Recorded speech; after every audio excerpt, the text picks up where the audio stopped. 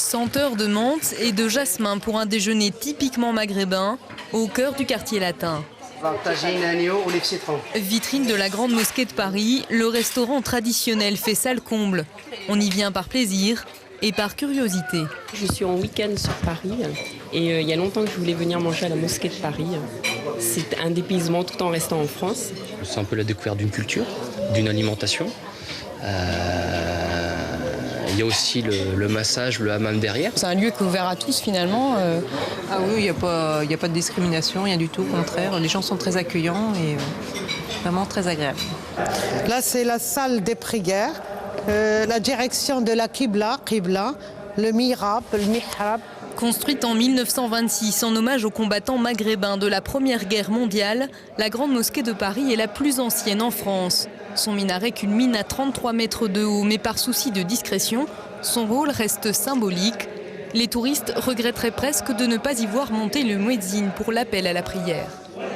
Je ne pense pas que ça puisse déranger qui que ce soit. Quand on entend des cloches, c'est joli. Quand on entend une voix, c'est joli aussi. Et ça ne dure pas très longtemps. Voilà. Donc, je crois que c'est le respect de toutes les religions. Puis ça fait voir qu'il y a beaucoup de religions et qu'on peut tous écouter des jolis sons. On est pour le rassemblement de toutes les religions. Enfin, au moins, la religion chrétienne, musulmane et juive. Je crois que c'est dans l'avenir. Je crois qu'il y a une unité à faire entre nous. Un avis partagé par l'actuel recteur de la Grande Mosquée. Dalil Boubaker, heurté par le résultat de la votation citoyenne ce dimanche en Suisse, regrette l'image agressive que certains tentent de donner au minaret, un élément purement architectural. Il est arrivé dans le passé que un muezzin monte là-haut pour satisfaire à la tradition, mais ce n'est qu'une tradition d'appeler à la prière. Nous, en général, c'est dans cette cour. Vous voyez ici, donc nous respectons le voisinage et la mosquée de Paris n'a jamais créé de problème quelconque depuis plus de 80 années qu'elle a été construite et tous les Parisiens lui sont très attachés. Le recteur espère aujourd'hui que la position suisse restera marginale dans une Europe de plus en plus craintive vis-à-vis des musulmans.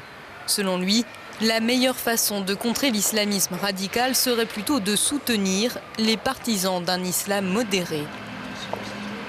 Si méfiance, crainte, peur il y a, n'est-ce pas là, et je pose la question, une forme d'amalgame entre, je dirais, l'islam de modération que nous représentons, que nous voulons vivre et qui sont très certainement le désir de la majorité des musulmans d'Europe, et puis certaines formes d'islam que j'appellerais l'islamisme de manière plus commode, qui ne cessent d'inquiéter, je dirais, et les Européens et même les musulmans. La Mosquée de Paris a toujours voulu prôner véritablement l'islam de la paix, l'islam responsable, l'islam de la citoyenneté et l'islam de la tolérance et de l'ouverture.